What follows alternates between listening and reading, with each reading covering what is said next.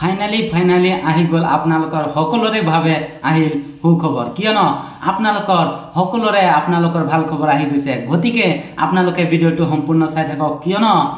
আপোনালোকে সম্পূৰ্ণ তথ্য আজি এইটো ভিডিঅটোৰ জৰিয়তে আপোনালোকে জানিব পাৰিব ডক্টৰ হিমন্ত বিশ্ব শৰ্মা কি কৈছে আৰু যদি আপোনালোকে মোৰ ভিডিঅটো নতুন চাই আছে তেনেহলে মোৰ চেনেলটো সাবস্ক্ৰাইব কৰি ৰাখক কিয়নো যাতে এনে ধৰণৰ গুৰুত্বপূৰ্ণ ভিডিঅ চৰাৰ লগে লগে যাতে আপোনাৰ মোবাইলত নোটিফিকেশনটো সোমায় ডক্টৰ হিমন্ত বিশ্ব শৰ্মা মুখ্যমন্ত্ৰী কি কৈছে আপোনালোকৰ কি কি সুবিধা লৈ আহিছে আপোনালোকে নিজে আপোনালোকে শুনি লওক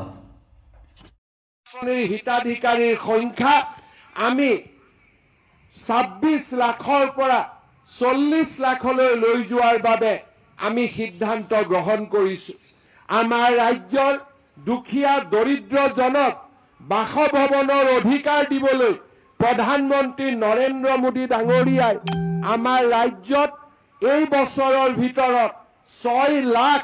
নতুন আবাস নিৰ্মাণৰ বাবে আৰু অহা বছৰৰ ভিতৰত এই আবাস নিৰ্মাণৰ প্ৰক্ৰিয়াত আৰু 4 লাখলৈ বৃদ্ধি কৰি 10 লাখ নতুন আবাসৰ আমাক পৰিকল্পনা কৰিবলৈ সাহস দিছে দুখীয়া দৰিদ্ৰ শ্ৰেণীৰ ৰাইজৰ বাবে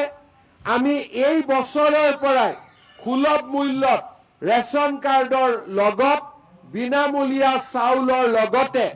আমি সুলভ মূল্যত দালি আৰু চেনি যোগান ধৰাৰ ব্যৱস্থাও আমি আৰম্ভ কৰিম অৰুণোদয় আঁচনিৰ হিতাধিকাৰীৰ সংখ্যা আমি 26 লাখৰ পৰা 40 লাখলৈ লৈ যোৱাৰ বাবে আমি সিদ্ধান্ত গ্ৰহণ কৰিছো আমাৰ ৰাজ্যৰ দুখীয়া দৰিদ্ৰজনক বাসভৱনৰ অধিকাৰ দিবলৈ প্ৰধানমন্ত্ৰী নৰেন্দ্ৰ মোদী ডাঙৰীয়াই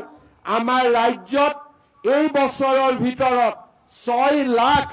নতুন আবাস নিৰ্মাণৰ বাবে আৰু অহা বছৰৰ ভিতৰত এই আবাস নিৰ্মাণৰ প্ৰক্ৰিয়াত আৰু 4 লাখলৈ বৃদ্ধি কৰি 10 লাখ নতুন আবাসৰ আমাক পৰিকল্পনা কৰিবলৈ সাহস দিছে দুখীয়া দৰিদ্ৰ শ্ৰেণীৰ ৰাইজৰ বাবে আমি এই বছৰৰ পৰাই